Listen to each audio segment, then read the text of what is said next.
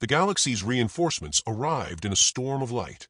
Dozens of massive Concord warships blinked into the system, each dwarfing the fleets that had already failed against humanity's Titan class. Their hulls gleamed with precision-forged alloys, every angle a work of engineered intimidation. Entire civilizations had bowed under their shadow. Now they arrayed themselves against the USS Brickhouse, a ship stitched together from shipyard leftovers, duct tape, and a questionable understanding of safety regulations. On the command deck, Captain Tex McAllister rose from his chair, cigar smoke curling above his head. "Well," he drawled, "looks like the cavalry showed up. Shame they're on the wrong side." Private Jenkins swallowed hard, his voice cracking. "Sir, that's the entire armada. We're one ship." Dr. Lena Morales adjusted her glasses, eyes flicking across data streams. Technically one Titan-class ship, which is about 50 times more firepower than any one of their vessels. The problem is they've brought 50. From engineering, O'Rourke's bro growled over comms. "Aye, and this old girl wasn't exactly built for marathon fights. I can keep her going, but if they hammer us long enough, she'll come apart faster than a politician's promises." Tex tapped ash into a mug labeled Worlds, "Okay as captain. Then we don't let 'em hammer us. We make sure they're too busy panicking to shoot straight." His eyes twinkled with a manic gleam. "Time for the human element, folks. Time to remind the galaxy that crazy beats smart 9 times out of 10. The alien armada opened fire. A wall of plasma, antimatter shells, and beam weapons converged on the Brickhouse. Space itself seemed to scream under the strain. The Titan-class ships surged forward instead of retreating, engines howling, carving a reckless line straight into the heart of the barrage. Shields rippled, armor groaned, but the Brickhouse refused to yield. Inside, the crew braced as the ship shook violently. Sparks cascaded across consoles, alarms blared, but Tex laughed like he was on a roller coaster. "Yeehaw! Ride the lightning, boys and girls." Morales gritted her teeth. "This isn't sustainable. If we keep taking hits like this—" "Then we hit harder," Tex interrupted, pointing toward Jenkins. "Unleash the swarm." The rookie slammed his fist onto the console. From launch bays across the hull, thousands of drones burst forth, not military issue, but human-engineered chaos. They carried spray-painted slogans like "Insert coin to continue," "Hasta la vista," and "Who you gonna call?" They blared snippets of 80s rock, distorted arcade jingles, and, disturbingly, the Macarena. They swarmed across the alien armada in a kaleidoscope of neon madness, firing rail slugs, jamming comms, and projecting holograms of giant pixelated monsters. One cruiser fired desperately at what it thought was a colossal Pac-Man devouring its bow. Another spiraled out of formation as Never Gonna Give You Up blasted at weapon-shattering decibels through its comm channels. In the Concord Council chamber, chaos reigned. Grand Arbiter Thalven slammed his claws into the table. "This is not war, it is mockery." ZYRLOCK's mandibles twitched in a grim smile. Mockery that shreds fleets like paper. Tamara's feathers flared with fascination. "Do you not see? They are redefining conflict itself. They have turned war into theater, and the galaxy is their audience." Back aboard the Brickhouse, the onslaught continued. Alien ships fell one after another, undone not by superior firepower alone, but by psychological collapse. Crews refused to advance against opponents who fought with such reckless, incomprehensible bravado. Yet the Concord Armada was vast, and fatigue began to take its toll. O'Rourke's voice crackled over comms, hoarse from shouting. "Captain, she's given everything she's got. Shields are dropping, engines are screaming, and my last roll of duct tape's down to a sliver." Jenkins' hands shook as he guided what remained of the drone swarm. "We can't keep this up forever." Morales turned to Tex, her eyes blazing. "This is it. We need a decisive move, or we're finished." Tex bit down on his cigar, exhaled a cloud of smoke, and smiled like the devil himself. "Then let's end this with a bang big enough to echo across the stars." He tapped into the Titan-class's deepest reserves, an experimental weapon cobbled together from human stubbornness and stolen alien tech. The Graviton Singularity Projector had never been tested in combat. Hell, it had never been tested at all. Morales paled as she realized what he was doing. "Tex, if that thing backfires, we won't just die. We'll invent a new kind of dying." Tex winked. "Then let's make it worth the history books." The Brickhouse's forward array unfolded, glowing with a light that bent space itself. A ripple of distorted gravity surged outward, drawing the alien fleet into chaos. Ships collided as their trajectories twisted, massive cruisers slamming into each other like toy cars in the hands of a gleeful child. The weapon's core hummed at critical levels, threatening to consume the brick house along with its enemies. Core overload in 30 seconds. Morales shouted, fingers flying over controls. O'Rourke screamed into the comm, I'm patching her with everything I've got. Hold her together, ye stubborn beast. Tex leaned forward, eyes locked on the view screen as the alien armada tore itself apart in the maelstrom. Hold steady. Just a little longer. The seconds dragged like centuries. The brick house groaned, hull fracturing, alarms howling. The weapon pulsed one final time, then collapsed in a silent detonation of bent space. When the light cleared, the armada was gone, scattered wreckage drifting lifelessly through the void. The brick house hung on by sheer defiance, battered but unbroken. Silence fell across the command deck, broken only by Jenkins' incredulous whisper. We won. O'Rourke collapsed against the console, exhausted. By the skin of our bloody teeth. Morales stared at Tex, half furious, half in awe. You're insane. Completely, utterly insane. Tex grinned, lighting another cigar with trembling hands. Maybe so, but insanity gets results. Across the galaxy, the footage spread like wildfire. Civilizations watched in stunned silence as the Concorde's greatest fleet was humbled by one human ship. Fear, awe, and a dangerous spark of inspiration spread among the stars. In the Concorde chamber, Thalven trembled with rage. If this news spreads, the order of the galaxy collapses. Z.Y. Arlock spoke softly, almost reverently. It already has. And Tamara, her feathers glowing, whispered the words that would echo for centuries. Humanity has arrived. And nothing will ever be the same. On the deck of the brick house, Tex leaned back in his chair, boots on the console once again. His crew, shaken, bruised, but alive, looked to him. What now, Captain? Jenkins asked, voice still trembling. Tex exhaled smoke, eyes twinkling with mischief. Now, we crack open a beer, patch up the hull with duct tape, and wait for the next poor fools who think they can scare humanity. Because boys and girls, the galaxy just learned the hard way. Never bet against crazy. The crew erupted in ragged laughter, their voices carrying into the silence of space. The wreckage of the armada drifted in their wake, a monument to the impossible. And the brick house, scarred but unbroken, sailed on into legend, humanity's madness blazing like a beacon across the stars. The galactic Concorde sent their best and brightest to Earth. At least, that's what the official statement said. In reality, it was more of a cosmic clown car packed with whoever hadn't ducked fast enough when the question, who wants to negotiate with the humans, had been asked.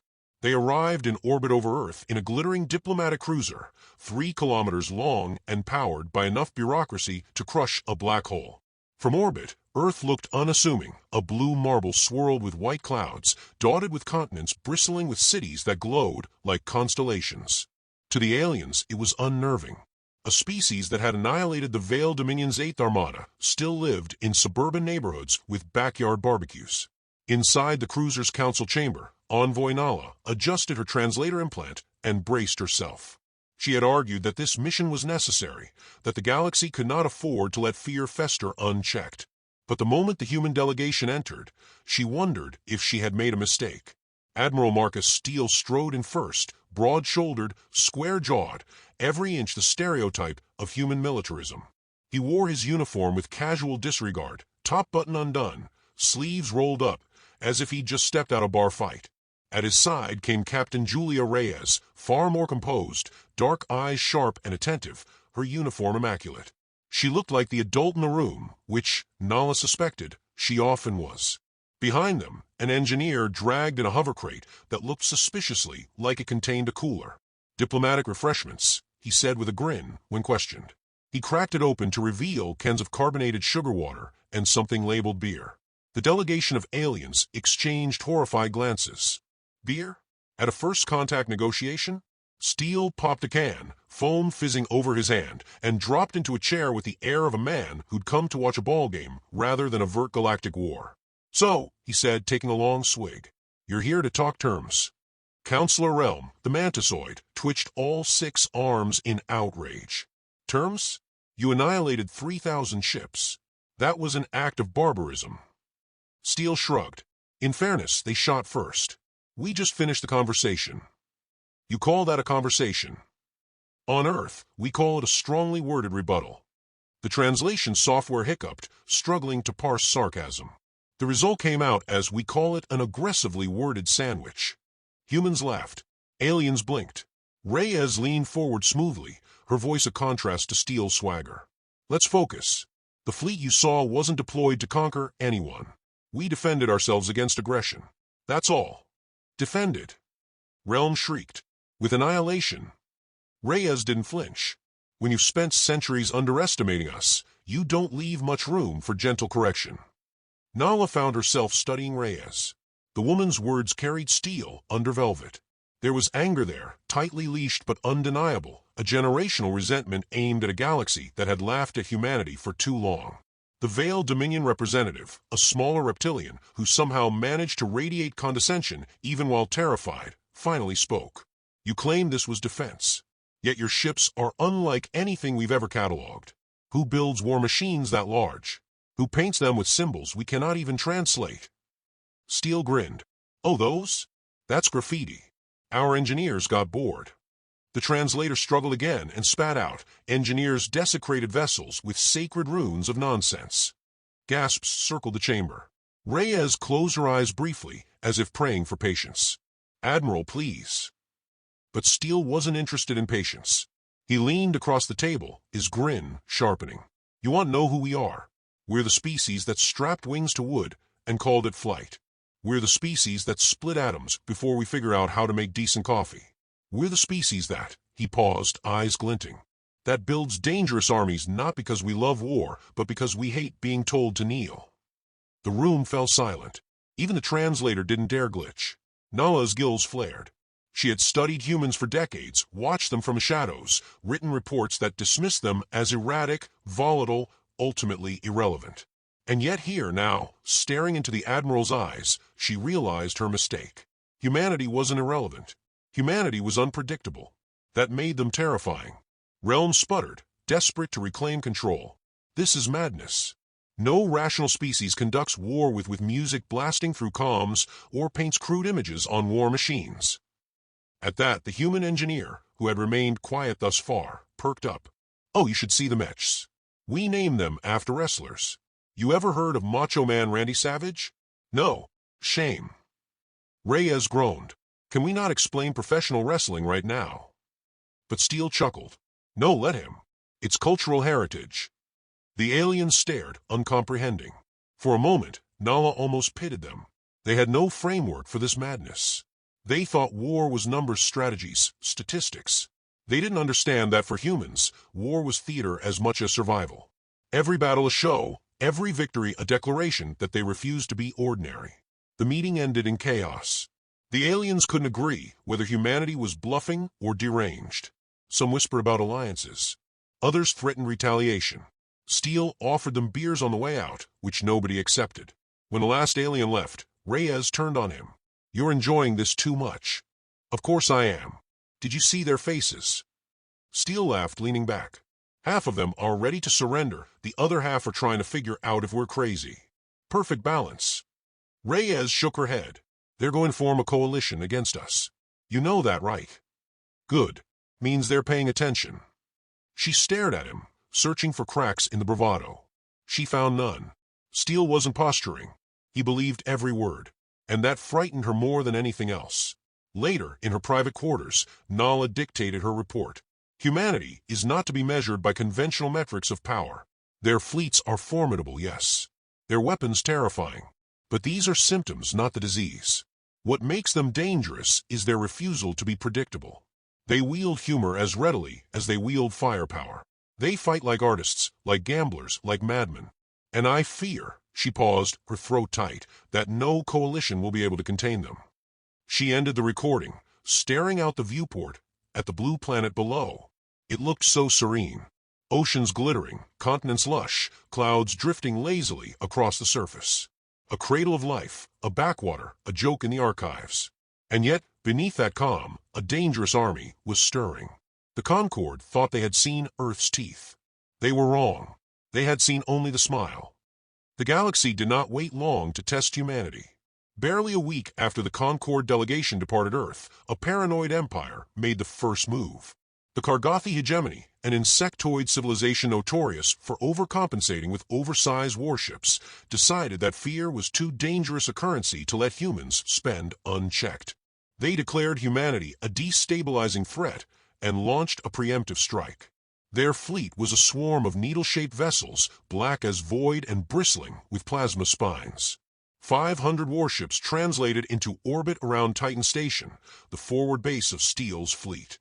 It was an act of arrogance, the kind that had intimidated weaker species into submission for centuries. The Kargathi expected panic. Instead, they got music. Across the void, human channels blared with pounding guitars.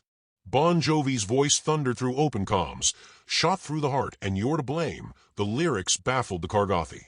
Their translators stuttered, producing nonsense like "Pierce cardiovascular core, responsibility unclear." "Sir," Reyes said flatly on the command deck, "they're hailing us."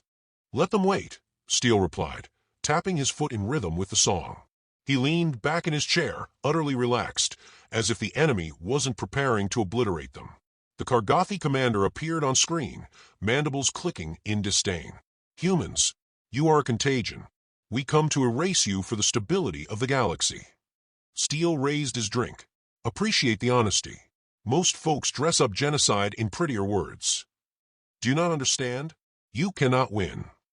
Steele smirked. "Kid, we already did. You showed up to a gunfight with a script." The signal cut as the first plasma salvo roared through space. Human shields flared, absorbing the barrage. Titan Station trembled but held. Steele finally straightened, his grin fading into focus. "All right, Julia. Let's show them how we do things downtown." The order rippled through the fleet. Human warships surged forward like unleashed wolves, their hulls glowing with improvised designs, snarling eagles, neon skulls, cartoon plumbers with oversized wrenches. Fighter wings darted into the swarm, painting contrails in colors that made no tactical sense but boosted morale. The Kargathi expected precision, discipline, the cold efficiency of most galactic militaries. What they got was chaos. Human mechs launched from carriers, hulking machines armed with skyscraper-length blades, each one bearing a name stenciled across its chest in bold letters: Macho Mech Randy Savage, Hulkamania Prime, Undertaker Unit. Inside one mech, a pilot shouted, "OHHH yeah," into the comms as he carved through 3 Kargathi cruisers in a single swing. Reyes kept her eyes locked on tactical readouts, jaw tight. "Their formation's collapsing, sir." "Of course it is," Steele said. "They don't know the rules of the game we're playing." And indeed, the Kargathi didn't. Humans deployed inflatable decoy fleets shaped like enormous rubber ducks. They hacked into enemy comms, blasting Rick Astley across every channel. Boarding parties armed not only with rifles, but with paintball guns stormed enemy ships, leaving bewildered insectoid crews dripping in neon splatter before being dragged off in cuffs. Nala watched from the Concord's observation vessel, horrified and transfixed. She had expected savagery, cruelty, efficient destruction. What she witnessed was something else entirely. Humans weren't fighting a battle, they were performing one. Every maneuver had theatricality, every strike a flourish, as though they were less concerned with victory than with style. And yet it worked. The Kargathi's numerical advantage evaporated under the sheer unpredictability of human tactics. No algorithm could anticipate warriors who laughed while charging, who treated war like a sport, who made mockery into a weapon sharper than plasma fire. Hours later, silence reigned. The swarm was gone, scattered wreckage glinting in Titan's orbit. Humanity had lost not a single capital ship. Steele finally exhaled, rolling his shoulders. "Well, that was fun." Reyes shot him a look. "Fun? They tried to annihilate us." He met her gaze evenly. "And we reminded the galaxy why that's a mistake. Sometimes you've got to make the lesson stick." She wanted to argue, but the truth was undeniable. Humanity hadn't just won, they dominated. The galaxy would see the footage, and the fear would spread. On the observation ship, Nala dictated another report, her hands trembling. The Kargathi underestimated them, as all do. But the battle proves more than human capability. It proves intent. They revel in this. They thrive in chaos. To them, war is not tragedy, it is expression. And I cannot decide if that makes them admirable or monstrous. She stopped, voice breaking. Then she whispered, "Perhaps both." Later, in the quiet of Titan Station's command room, Reyes confronted Steele privately. The adrenaline had faded, leaving only the weight of what they'd done. "You know what comes next, don't you?" she asked softly. He leaned against the viewport, watching the wreckage drift like broken constellations. Coalition.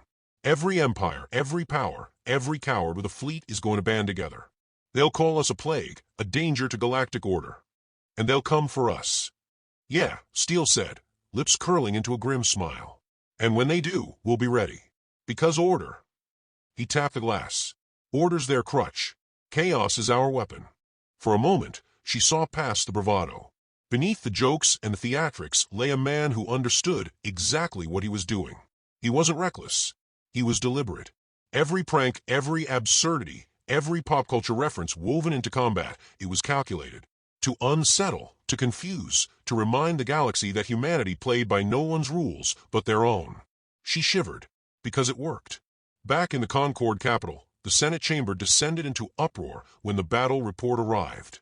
The footage of neon-painted mechs, of rubber duck decoys, of enemy ships crumbling under an onslaught of fighters blasting Beastie Boys, it spread like wildfire. Some senators demanded immediate surrender. Others demanded preemptive strikes with superweapons. A few quietly suggested humanity might be the very leaders the galaxy needed, if only to keep things interesting. But beneath all the noise, one truth became clear. The galaxy was at a crossroads. Earth had forced their hand. In her quarters, Nala closed her eyes and whispered to herself. One fleet made them tremble. "But this," she exhaled shakily, "this is the storm that will decide everything." She had thought her people were observers of history. Now she realized they were standing inside its epicenter. And in the silence of space, far beyond Concord borders, fleets stirred. Messages crossed light years. Deals were struck in secret. The largest coalition in galactic history began to form, united not by ambition, not by ideology, but by one common purpose: to stop Earth before it was too late. Humanity had drawn the curtain. The galaxy was preparing for the final act. The galaxy's largest armada appeared like a storm cloud blotting out the stars. Thousands of alien vessels, forged from every corner of known space, arrived as one: angular reptilian warships, glimmering crystalline frigates, insectoid swarms that moved like schools of fish. Each species hated the others, yet fear of humanity had bound them together. Their collective silence before the opening shots felt heavier than the vacuum itself. On Titan Station, Admiral Marcus Steele stood in the command deck, shoulders squared, the glow of tactical projections painting sharp shadows across his face. Captain Julia Reyes stood beside him, stiff, her fingers tapping an anxious rhythm against her thigh. They had joked their way through ambushes and skirmishes before, but now neither found humor easy. "They really brought the whole galaxy," she murmured, scanning the tactical map. "That's how you know they're scared," Steele replied. His voice was calm, but his eyes betrayed the storm he carried. "No one drags their enemies to dinner unless they're desperate." "And when dinner eats them back," she muttered. His lips twitched at that, but he turned to the display instead of answering. He touched the hologram, and immense shapes unfolded, Titan-class units. Humanity's hidden hand. Reyes throw Titan. Even she hadn't seen them all at once. They weren't ships. They weren't even weapons in the traditional sense. They were towering machines, colossal constructs bristling with enough firepower to crack planets. Some bore absurd names scrawled across their hulls: Freedom Puncher, Boom Shakalaka, Optimus Prime. Humanity's sense of humor etched into its apocalypse machines. "You're actually deploying them," she whispered. "We didn't build them to look pretty in hangars," Steele said, steel in his tone. "This is our line. No further." Across the system, the Titans stirred. From cavernous craters, disguised shipyards, hidden asteroid bases, the giants awakened. Their reactors thrummed like deep drums. They rose with slow inevitability, limbs of steel flexing, weapon systems snapping online with electric arcs. When the coalition saw them, dread rippled through the enemy command. No report, no intelligence file, no whispered rumor had predicted this. The first volley of alien fire lit the void. Plasma bolts screamed across the stars, wave after wave slamming against human shields. Energy barriers flared and rippled, holding under the onslaught. Then, with a single gesture from Steele, the Titans advanced. They moved with earth-shaking force.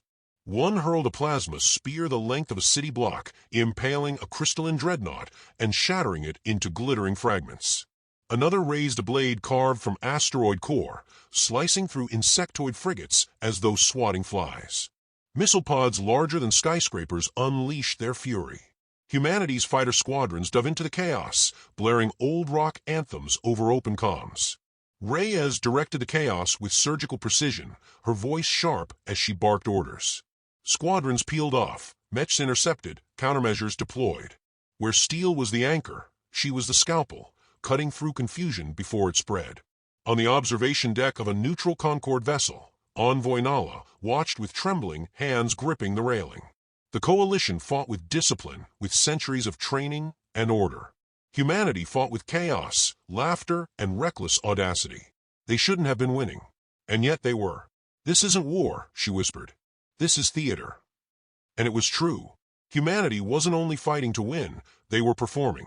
Every insane maneuver, every impossible stunt was a message broadcast across the galaxy. This is who we are, and you will never tame us. But victory had teeth. Wreckage littered the void, some of it human. The Titans held, but even gods bled under enough knives. Reyes' face was drawn, her voice ragged as she leaned close to steel. "We're breaking them, Marcus, but we're breaking too. Even Titans don't last forever." He knew it. He had known from the beginning. But his eyes hardened, and he tapped the console, opening a channel that forced its way onto every coalition bridge. His face appeared across thousands of ships. His voice filled cockpits and command decks. "You look at our Titans and think this is our dangerous army. Wrong. You still don't get it. Our true weapon isn't steel or firepower. It's us. 8 billion reckless, stubborn, infuriating maniacs who duct-taped our way to the stars and turned memes into battle tactics."